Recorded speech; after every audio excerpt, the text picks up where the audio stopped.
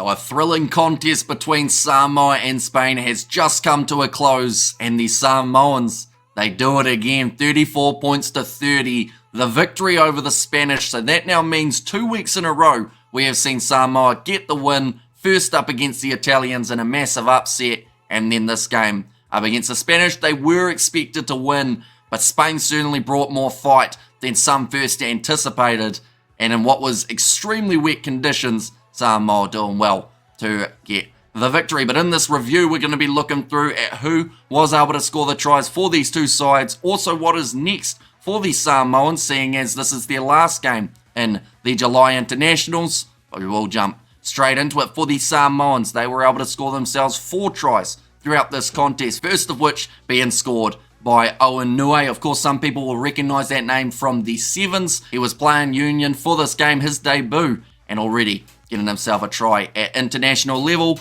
Duncan Paiaua also managed to score himself a try for the Samoans. Malani Matavao, he actually scored the try exactly how you would expect a Sevens player to score one. They had the penalty, Samoa. He took the quick tap, bulldozed his way through a gap, and managed to get the third. And then Nigel Awong scoring the last try of the contest, which in the end was just enough for Samoa to get themselves the victory. For the Spanish, we did see the 1 try scored. Hugo Perlay, who I think I have mispronounced, but he was able to score early on in the contest.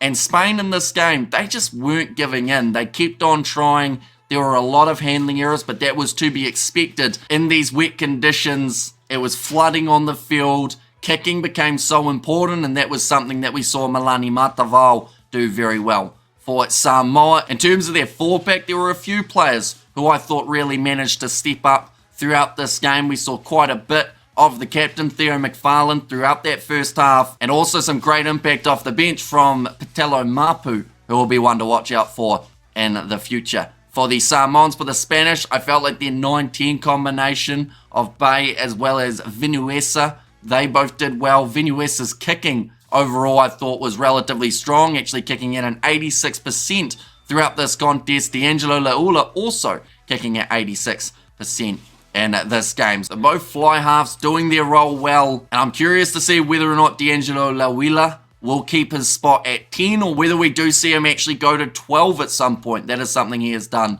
in the past for the Manu Samoans. But what is next for Samoa? They have got the Pacific Nations Cup. Now, it is in about 40 days' time, so they've got plenty of time before it, but they will have games up against the Tongans, the Fijians, as well as the Japanese. And while they are outside of the Samoan squad, a lot of these guys will be playing in the Bunnings NPC here in New Zealand. But like I said, fantastic game for Samoa to pick up 2 wins in a row. Hopefully we do see that continue throughout the Pacific Nations Cup, and they do continue to grow as a side. They are currently ranked 13th in the overall rankings, but if they can pull off a win up against Japan or Tonga, maybe they do increase just that little bit more by the end of the year. But thank you all very much for tuning in. Do let me know what you thought of this game in the comments down below, as well as who your man of the match was.